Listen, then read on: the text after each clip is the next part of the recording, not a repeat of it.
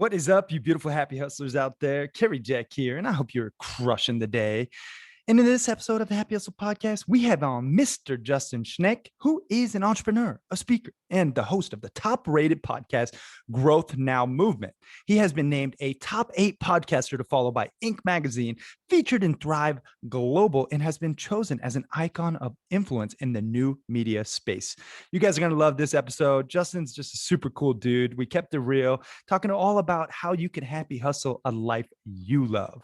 So without further ado, let's dive into this episode of the Happy Hustle Podcast. 2, 1. All right, Justin Schenck, welcome to the Happy Hustle Podcast, my man. I am super stoked to connect.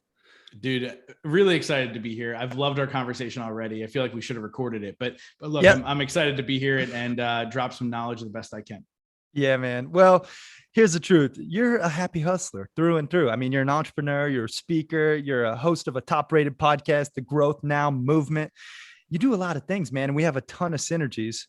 But before we dive into all that good stuff, what's something interesting about yourself that not too many people know?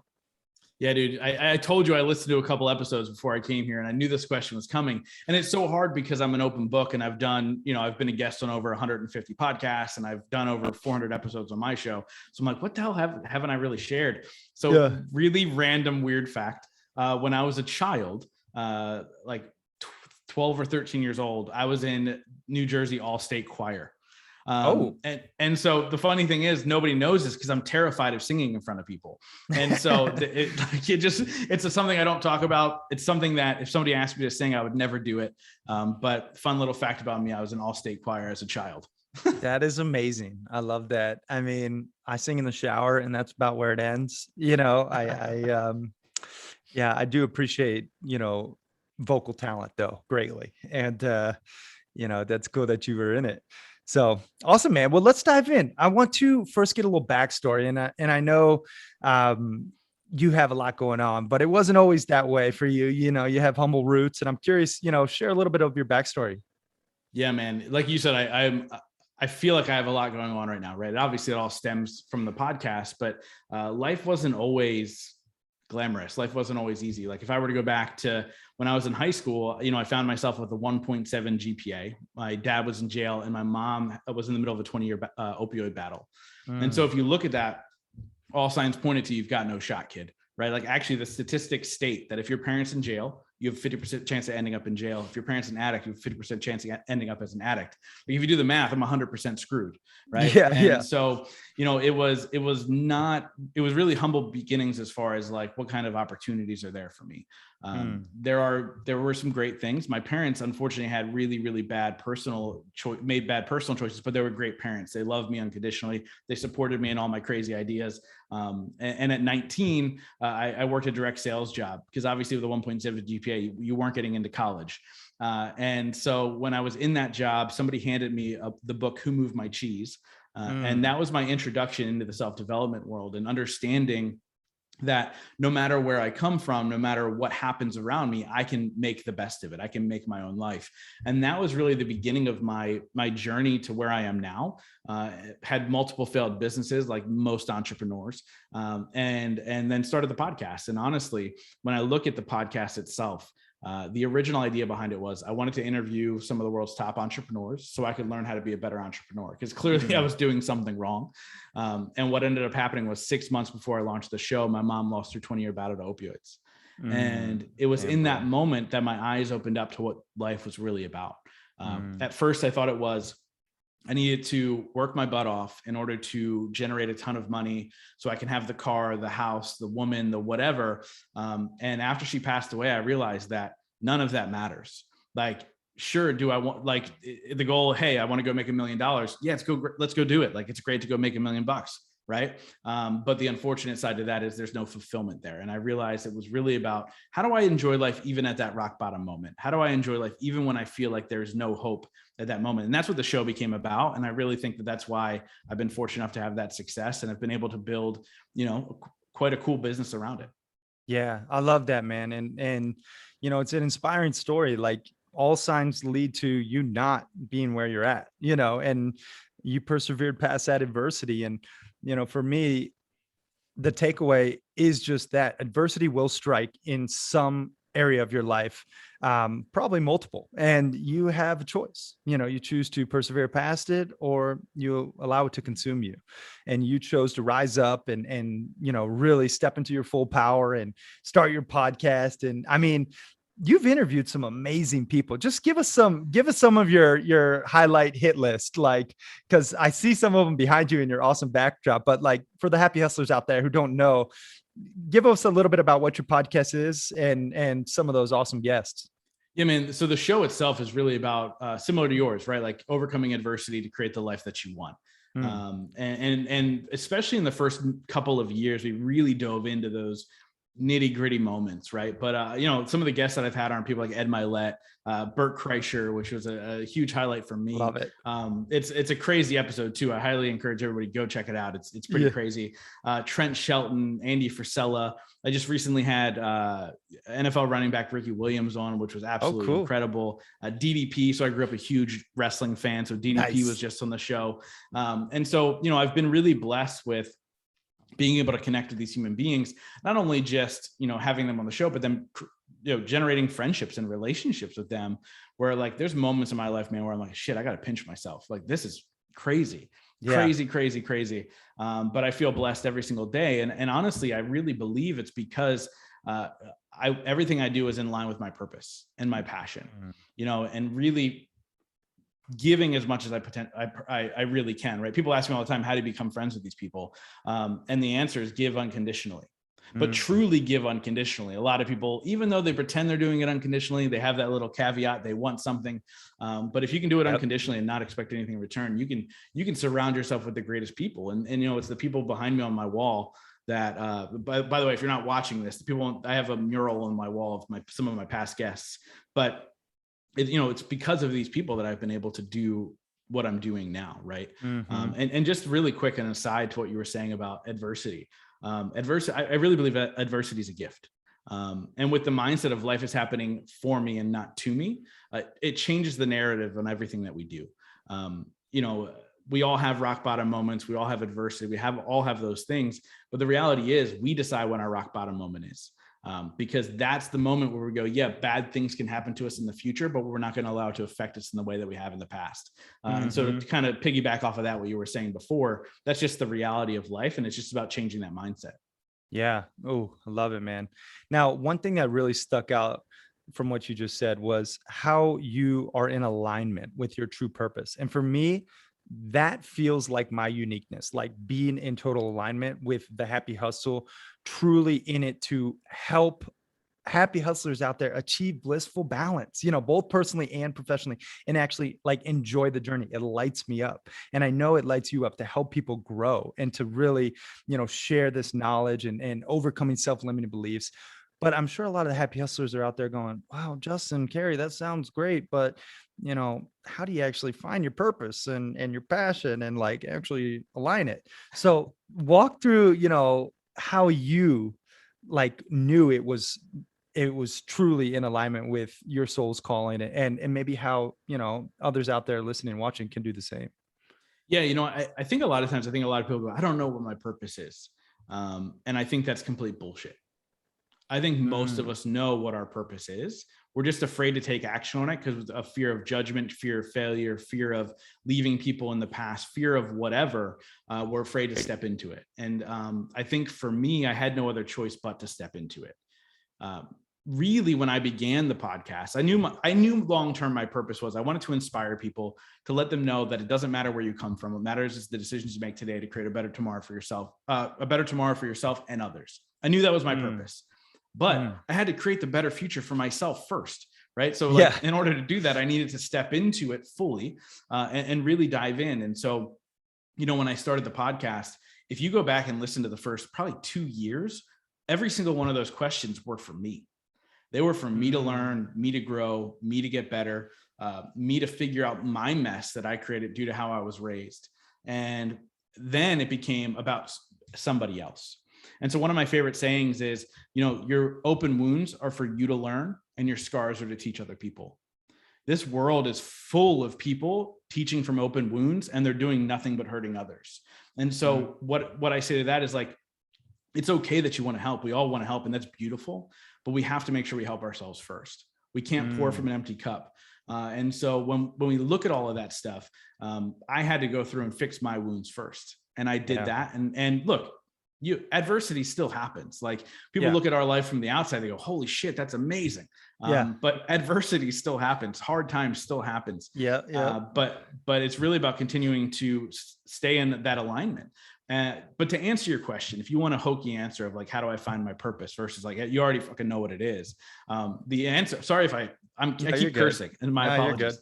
All right. And so really the answer is, what are the things that you're most proud of in your life, and how can you teach that to other people? That's it.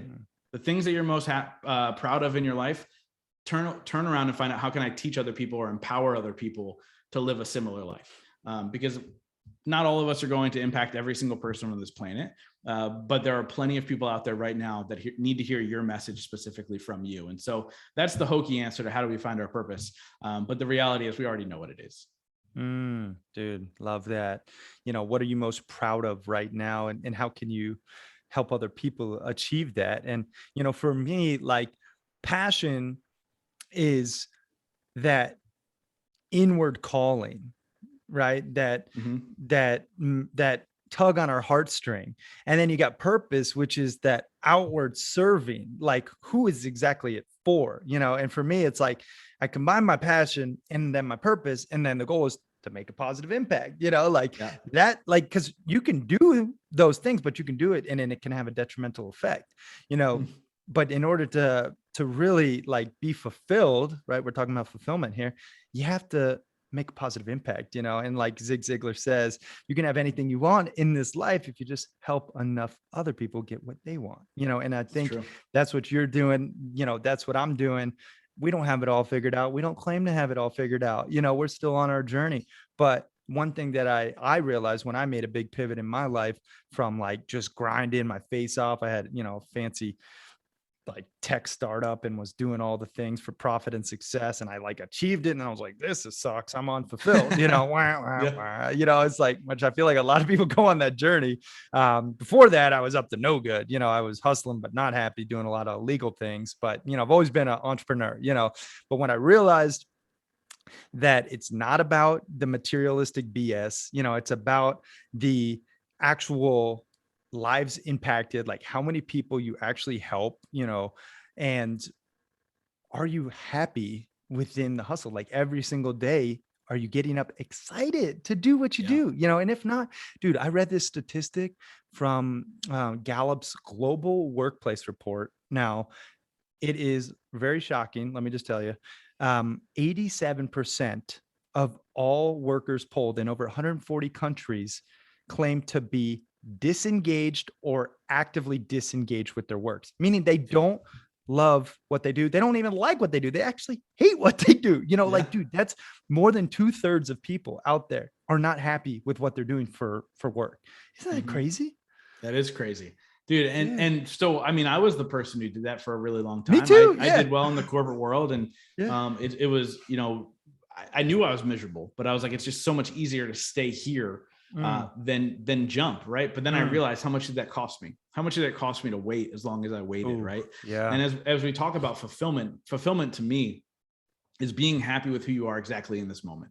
Yeah. And a lot of times that's the inner work, right? Like I talk about the 4 pillars of life, which is business and / finance. By the way, when I talk about that, the way I set goals with my clients, especially the ones that are younger entrepreneurs, is let's get you to $75,000 a year, because that's actually the threshold in money and happiness, right? They did a study, and then Jordan Peterson talks about it all the time, but $75,000, after that, there's no more happiness tied to a dollar amount. But then after that, we're going to set goals to, okay, what do you want? It's absolutely crazy. And so beyond that, let's start setting goals to things like experiences and things that you want to do for other people, and how much you want to give, and what are all those other things, and you tie it to an emotion. So that's the one pillar. The second pillar is spirituality, wellness, and then there's relationships. And so these are the 4 pillars that I look at, is if you can find consistent growth in those 4 pillars, you're going to win at life. The problem with most high achievers, which tends to be a segment of my clients, the high achievers have put their head down, like you were saying, to go hustle after usually one of those things. 90% of the time it's business, right? Like they want to dive in. I need to make a ton of money. Why do you want to make a ton of money? That's what I'm told I'm supposed to do. That's what society says, right? There's really no other reason for it. And they get so head down into that part of their business that what they don't realize is there's these other pillars. And on top of that is a glass plate. I'm a big visual learner, so I like to share things as a visual thing.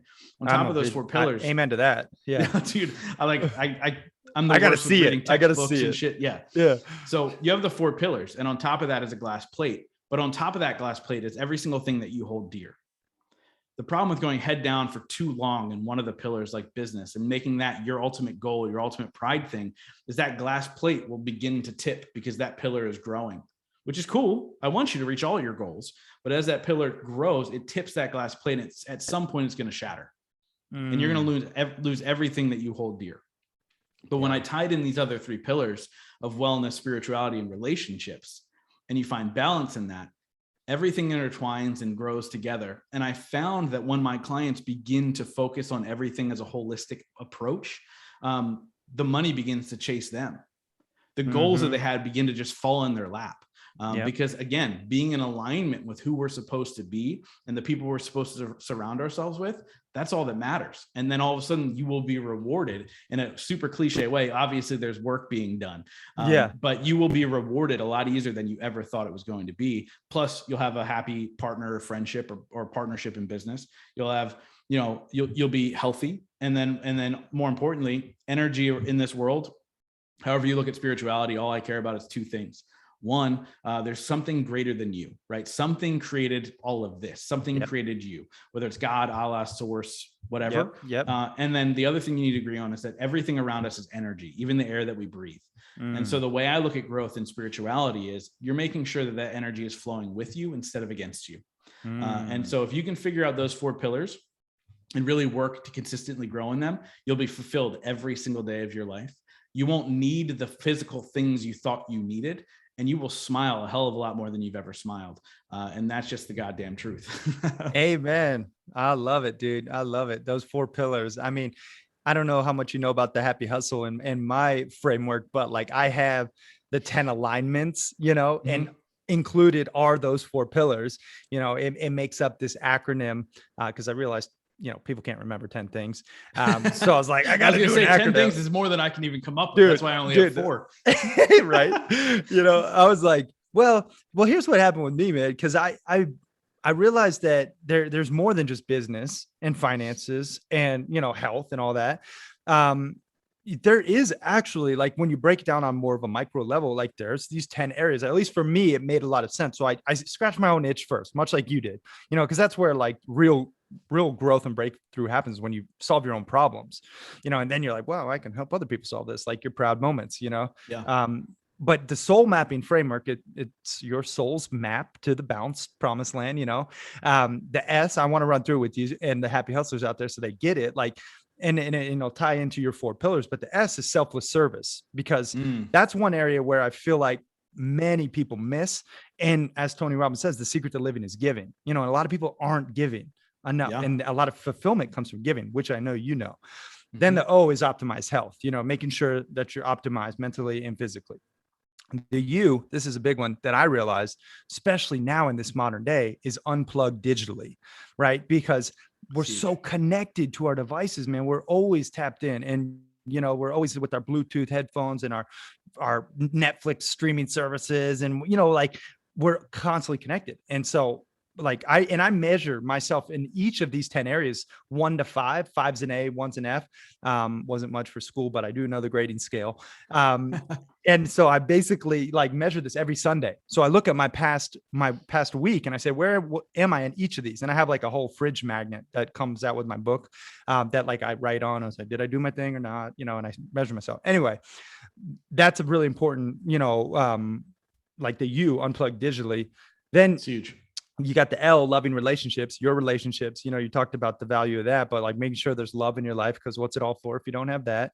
Then you got the mapping part, M, mindful, spirituality. We're talking about it, but like, you got to believe in a higher power connected to something, right? Like, you got to have faith in something.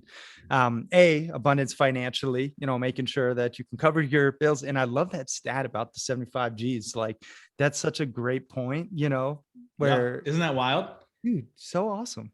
But Like, you get caught up on the things that society says that you're supposed to be. And then that's why we feel it's all connected to the dollar amount. But Jordan Peterson's the one who talks about that all the time. I don't take credit for anything that's not my own. No. He's the guy who talks about it. Yeah, we just regurgitate information, and both of us. That's okay. I do the same. It all comes from the Bible, actually. Yeah. And then everything else is just made up and spun around. Yeah.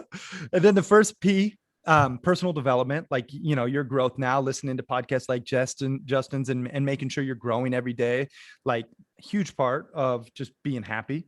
The other P, this is a big one that I see a lot of entrepreneurs miss: passionate hobbies, right? They're not doing fun things that they love, like, and so I focus, if it's fly fishing or doing martial arts or, going snowboarding or whatever, like that, like, you have to do fun things in your life and fill your cup, like you talked about. Impactful work, right? Making sure the passion and the purpose is aligned. And then nature connection, getting outside, connected to nature. So I broke my life down in those 10 areas, and it reminds me of your 10 pillars. And, those are chapters in my book, the modules in my course, episodes of my show, this, the whole shebang. But the point that I want to make with all this is, like, the holistic approach to living in balance, right? And I'm curious, like, what does work-life balance look like for you now, and like, how have you achieved it? Obviously outsourcing has been a great thing. I'm usually done working around 2 or 3 o'clock every afternoon. And then I'm done, because I don't live to work. I work to live. Right. And so for me, I get the hardest thing I have to do in the morning, I get it done. And it's usually the first 15 to 60 minutes of my morning. And the rest of that is cake, man. I mean, there's other things that I do, like these interviews that might be later. There are other, like tonight I'm running a coaching call that leads up to our retreat in October, but like very rarely does that kind of stuff happen. And I literally plan that on purpose, because I plan everything else first, right? Like, what's first? My happiness, making sure that my relationship is fulfilled, do those things first, and then everything else gets slotted in around that. And so, my work-life balance is pretty amazing. Now, are there seasons? Of course. Yep. Like, there are seasons, like, obviously, leading up to my live event, the probably 2 months leading up to it, it's nonstop. I'm constantly hopping on calls, networking, making sure everything's set up, making sure everybody's in the right place. So that's crazy. But the rest of the time I balance that out by saying, I don't want to work more than X amount of time or X amount of whatever, until it's time to put my head down. But then I always have to take that step back, like you do every week, which I love that check mark thing. Take that step back and go, okay, I'll send you one. Yeah, no, dude, I'd love it. Yeah. So like, you go, am I pouring into my relationship? Am I pouring into my spirituality? Am I pouring into these things? Right. And I go, I reassess. And if I realize I'm missing something, I'll double down. And that's just all part of it, man. So my work-life balance is really, really great right now. I can't complain. I'm just, and again, I actually have one rule to everything that I do. I don't do anything if it's not fun. So even if I'm doing work, like it has to be fun. I've said no to more clients than I've said yes to, because I refuse to work with somebody who isn't fun. Dude, such a great point. Like, for me, I put on, my stuff is they have to pass the beer test. Like anything I sell, it's like, or promote or market, like, or my events, say, if you don't pass the beer test, meaning if I don't actually want to get a beer with you, you're not coming, and it's like, that's an important test for me, man. It's huge. And if just like you and your fun test, Yeah, dude. Well, the thing is, like, if you're bringing together community, that one person who doesn't want to have that beer or whatever, like that's the game changer. That could ruin everything you're building. And I think that's huge, especially because, like, building community is something that I'm super passionate about, especially in this day and age. And, if I bring in one bad egg, it could ruin it for everybody. And so you have to be really mindful of the people you're bringing into your space, because if that one bad egg could ruin you.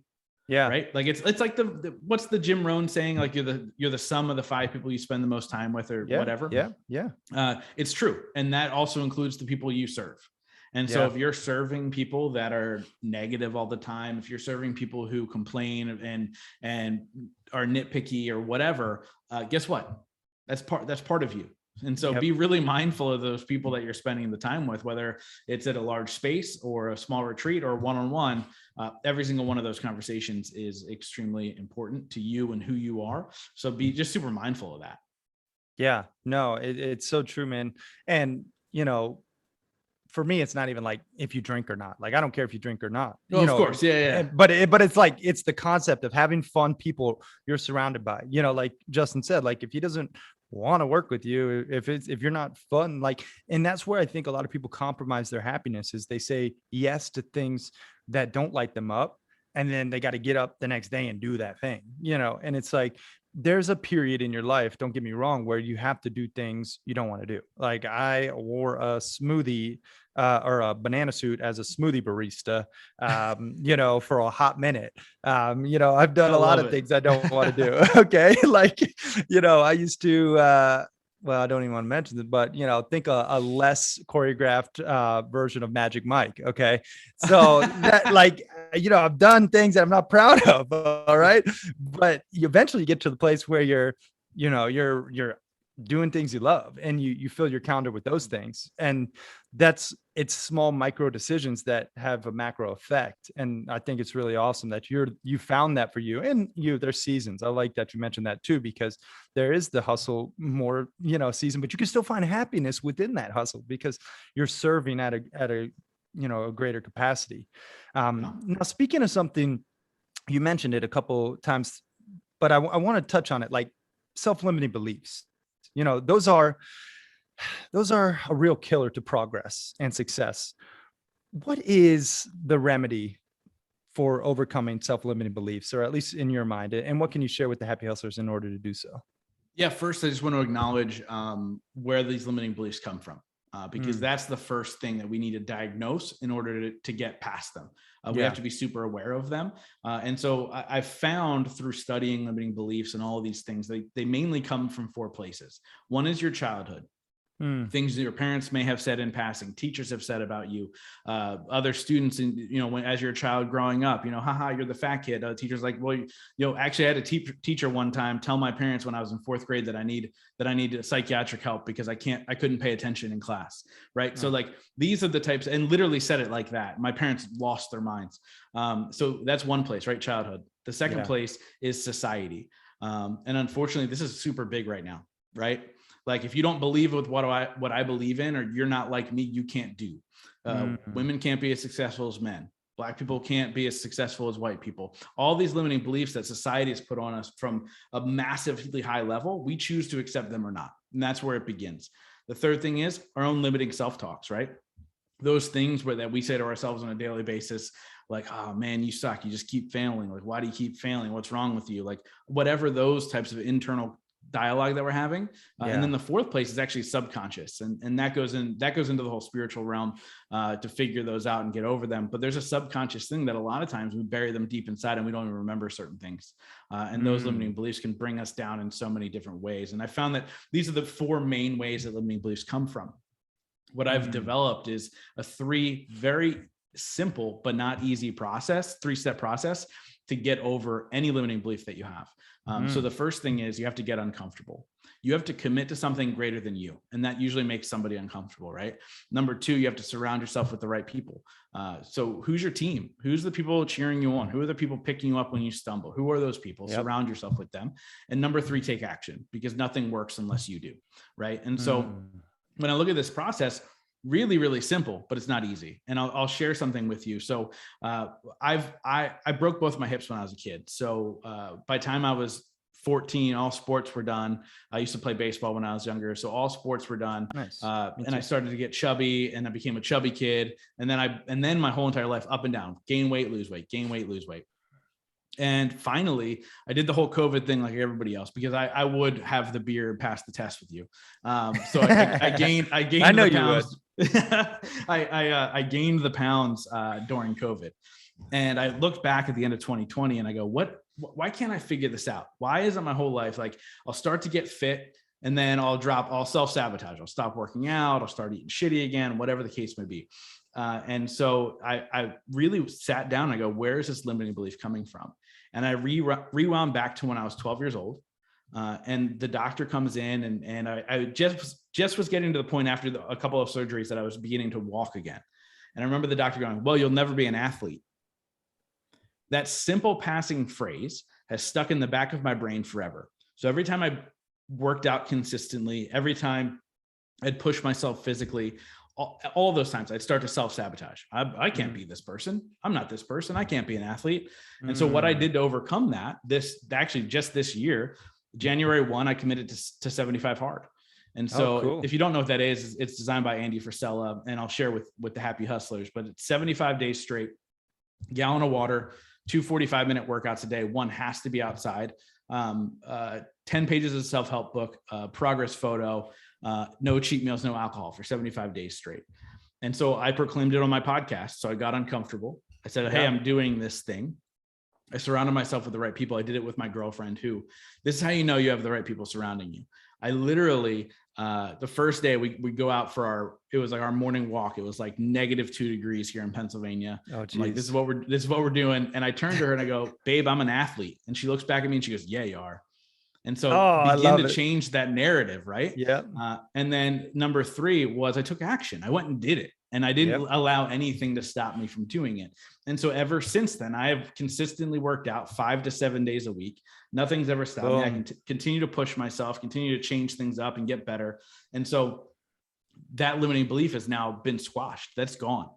And so, when I look at all that stuff, I realize that we can really overcome anything. And I was like, okay, cool. It worked with that. And I kind of went back in my life and I've done it with everything that I've ever done. Right? Like, Justin, you can't be an entrepreneur. Justin, you can't be the public speaker. All these things that I've built up in my head. Okay, cool. Well, I got uncomfortable because I started a podcast, surrounded myself with the right people. I've got a great team. Then I took action. And now 5.5 years later, I'm still doing the damn podcast. Right. And I built all these things. And so it's a very, like I said, very simple, but not easy process to really overcome any of that stuff. Yeah, man. Oh, that's gold. I mean, and it really is. It's simple, but it's not easy, but you said something too, or like where you have to explore where that self-limiting belief really stems from, and that's the deep work that takes, some bravery to acknowledge, okay, where is this? Is it from my childhood? Is it from some past trauma, from maybe someone in my life who naysayed me? Or is it my negative self-talk, my dialogue? But understanding where that first comes from and then taking those 3 steps to move forward and overcome it. I mean, I love that you distilled it into the 3 steps. And, it's so cool to hear that you're an athlete crushing 75 hard, so kudos to you, man. Yeah, that's super awesome. So let's talk about entrepreneurship too. I think it's glorified oftentimes. Yeah. Right. And it's always not that pretty, or it's not always that pretty. Sometimes it is, but there's a lot of time where it's not. Talk to us a little bit about, your entrepreneurial journey and just, maybe some inspiration for a aspiring entrepreneur out there who wants to become their own boss, who wants more creative freedom, time freedom, financial freedom, right? That's what we're all after. Talk to us a little bit about like how we can really tap into that inner fire and become an entrepreneur. Yeah, man, that's a really good question. A lot of people will tell you, oh, you just got to jump in, right? You just got to go head first. I'm not a big believer of that. I started to grow things on the side when I was working full time, and then got to a point where like it just needed to be, and I was able to kind of slide over and then continue to grow it. But I think the thing is, sometimes we have to be more flexible than we want to be. And what I mean by that is you might have this grand idea or this great thing that you want to do, but you might not be the person who's ready for that yet. Yeah. And so, this is part of what I do. I own a podcast production and coaching company, and podcasting to me has been the greatest gift ever, which is why it's part of something I'm passionate about. Yep. But did I ever want to be known as the podcast production and coaching guy? Absolutely not. And what I mean by being flexible is I started the podcast and I was like, cool, this could build a brand for me. I could speak, I could do my own events, which is all things I do now. Yeah. But that took a number of years. But what happened first was people were coming to me and saying, hey, can you help me with my podcast? I don't know what I'm doing. And I was helping people and it was fine. And then all of a sudden it became too much and I started asking for money and then people started paying me. And so I was able to build what is a decent income based off of something that I tied into a passion of mine, but I didn't love. And so what I ended up doing was I got super flexible on where my income was coming from at first. And I was like, cool, this will help me fund the passion of my own podcast, of me speaking, of all those things. Cause you know, when you first begin speaking, you do it for free at first. And so I had to like pay my way to go to these places. Yeah. And I got super flexible with that. But then what I ended up doing was, okay, well, I don't want to give up this income. Cool. I'll just hire people. I'll find people to work for me. And I started to kind of create that. And so I think the biggest lesson that I learned in that process was I failed so many times in business before this time because I wasn't flexible. Like I was like, this is my idea. This is the way it's got to be. It's not going to be any other way. God forbid I've got to, swerve to the right or the left. And so at times you have to be flexible in order to accept that. And so the two biggest things, especially people just starting out, be willing to build on the side. And those are going to be those tireless days where you're working till 3 or 4 in the morning, and then you got to go to bed and wake up in a couple hours and go back to work. And I've been there and I've done that, and I never want to do it again. But start there and test your ideas, right? Like, really put it out there to be like, well, is this even a thing that people want? Is this even a thing that I'm supposed to be the person to do that? And then the second thing is be flexible and be willing to listen to the people that you're serving or your clients or whatever that you're starting to build, and be like, what else do you need from me? Right. My podcast took off because I started saying to my listeners, what else do you want more of? And then I started serving them with what they wanted more of. And then they started telling their friends because I was giving them what they wanted, and their friends also want the same thing. And so be flexible, ask questions. And also another thing too, I wanted to mention this earlier. We talk about high achievers and say, do you know what the average millionaire spends on self-development every single year? Probably half of what they make, but I don't know. Not quite. So it's 10 to 15% of what they make. So somebody who makes $1 million a year usually spends, $100,000 to $150,000 a year. That's more than most of the world makes, period. And they're spending it on self-development, right? For two good reasons. One is they're those high achievers that I tend to help who haven't found fulfillment. But the second thing is they understand the power of coaches, mentors, groups of people that are headed in the same direction as them, whether it be a mastermind or a retreat or whatever. And they double down into that. And so, I understand you don't have $1 million, but stretch yourself, yourself. Get uncomfortable financially and hire the right people to support you in your journey in order to grow what it is you're growing, because you're never going to figure it out all on your own. You're just not. You'll continue to throw the wrong Lego pieces together and hope something sticks, right? Or hopefully you build something that looks like something. But if you hire somebody, they're able to kind of nudge you in the right direction. So those are the 3 tips I would give to somebody starting out, right? So what did I say? I said, be flexible, right? Yeah. Be willing to build on the side. You don't have to be the person who dives in head first. And then number 3, hire somebody, whether you're ready to or not, hire somebody to really kind of push you in the right direction. Amen to that, man. And it's something too, like you hear again, Tony Robbins talk about burning the boats, like burn the boats and get on this, take the island. I get that you have to be committed, but honestly, I feel that's bad advice. Like for me, I think you do need to hustle on the side. You do need to like have security and have some form of income where that you can build it organically to the point where you're not desperate to take on the wrong clients, serving in the wrong capacity, and give yourself time to figure it out, and be flexible in the process, and hire coaches. You can't hire coaches if you're completely broke and don't have an income. You know what I mean? Right. So I think like how I recommend doing it to people that I, correspond with and people who reach out, like how to build a lifestyle business, Carrie. Well, it doesn't start as a lifestyle business. You have to start with some form of income that you're trading your time for usually. And then you build some value in the marketplace, serving people you want to serve. And then you limit your hours, and then you figure out, okay, how you can serve more people you want at a higher level, and then scale. And then it's like a whole like ebb and flow, a dance. But I think it's been great advice for you, man. And I appreciate you packaging it up again into a beautiful 3-step process. So nuts for that. I didn't realize I did that. Like, dude, 1.7 GPA. My brain only works in 3 steps. So the fourth pillar was a I love push. it.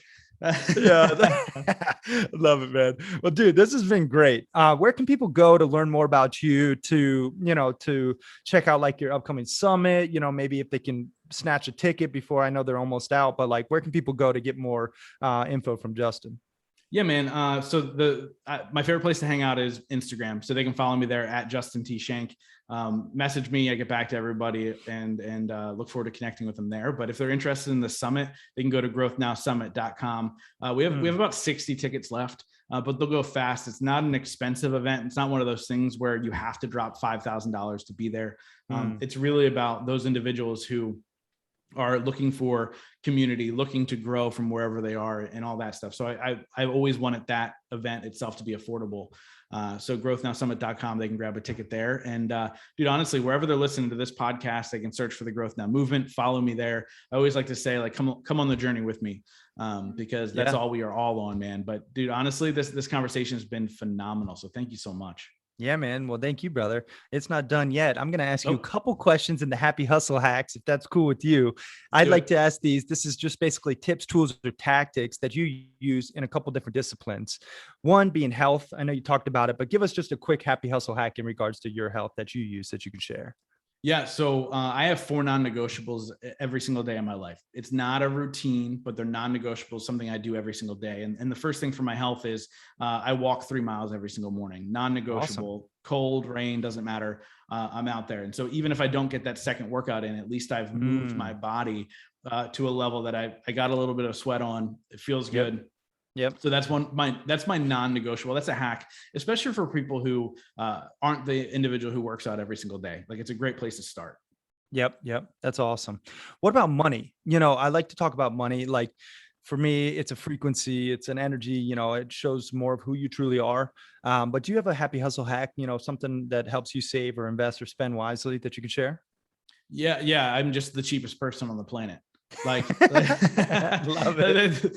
That's just the facts. I mean, I know that's ridiculous. It's not quite a hack. But things don't impress me.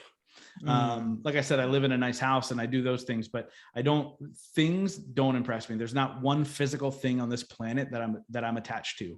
And so I don't really spend money. But I will say this as a tip, like, what kind of investment should anybody do? Invest in yourself.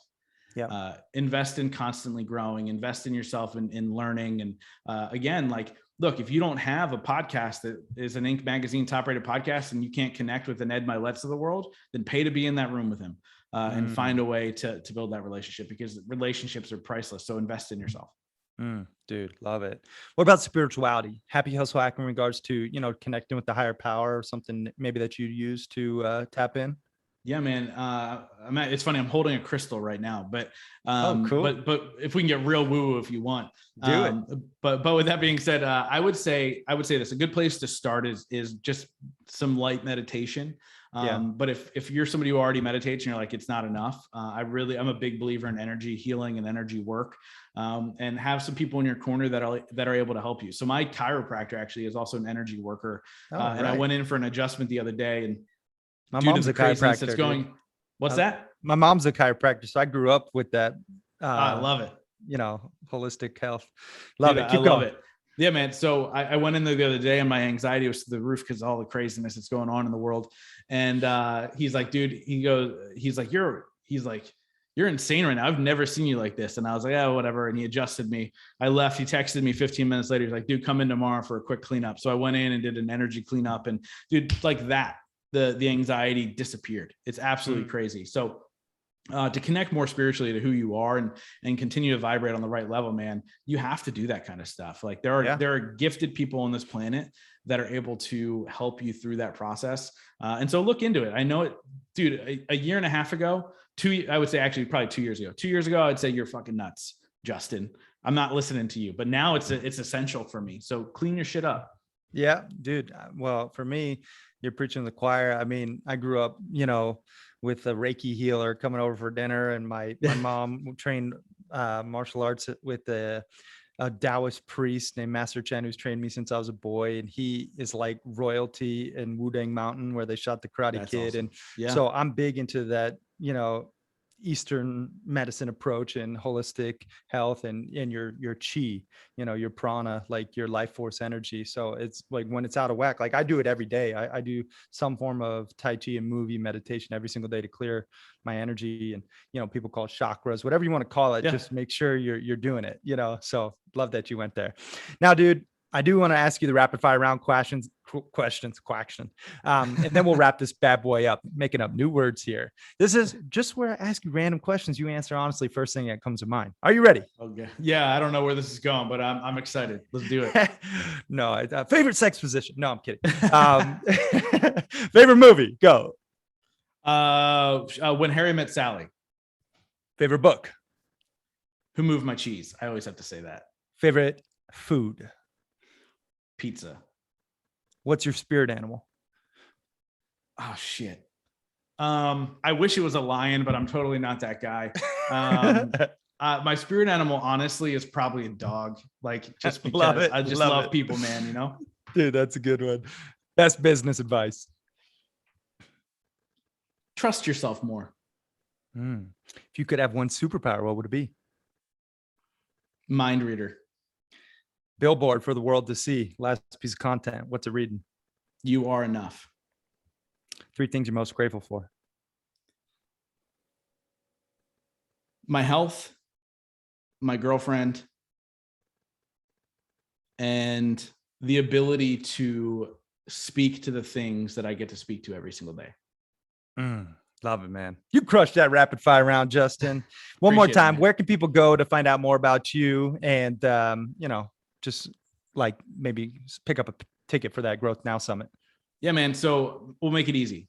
Head over to Growth, wherever you're listening to this, just search Growth Now Movement, hit subscribe, come along that journey. And if they want tickets, growthnowsummit.com, they can grab a ticket. I'd love to hang out with them in Pennsylvania and have a good time. Awesome, brother. Guys, check it out, growthnowsummit.com, and check out his podcast. I'm going to be rocking the mic over there very soon. Oh, dude, I can't wait for that conversation about that now. Yeah, man. Yeah, it's going to be a good one. Justin, man, I just want to take a moment to acknowledge you and just appreciate you, brother, for sharing your love, your light, your wisdom, for overcoming that adversity early on in your childhood and your life and just showing up as a person you are today and sharing your gifts with the world, man. I really enjoyed this one and connecting with you, and thank you. Appreciate it. Thank you, man. I appreciate this conversation. Yeah. Any final words before I ask you the last question? No, man. I think you got it all out of me, which is it's a sign of a good podcast host. So I appreciate it. Yeah, brother. Okay. Well, final question. What does happy hustling mean to you? It means enjoying every single moment, even if it's not exactly how you planned it or exactly how you envisioned it, is just going through life, understanding that it's okay to be mad. It's okay to be sad. It's okay to be happy. It's okay to be all that stuff. And it's about finding acceptance in whatever mood you're in at any given moment, and pushing forward and building a legacy that you see fit for yourself. Boom. Love it. Mic drop. Justin Schenck, everyone. Thanks for watching and listening. We out. Peace and love.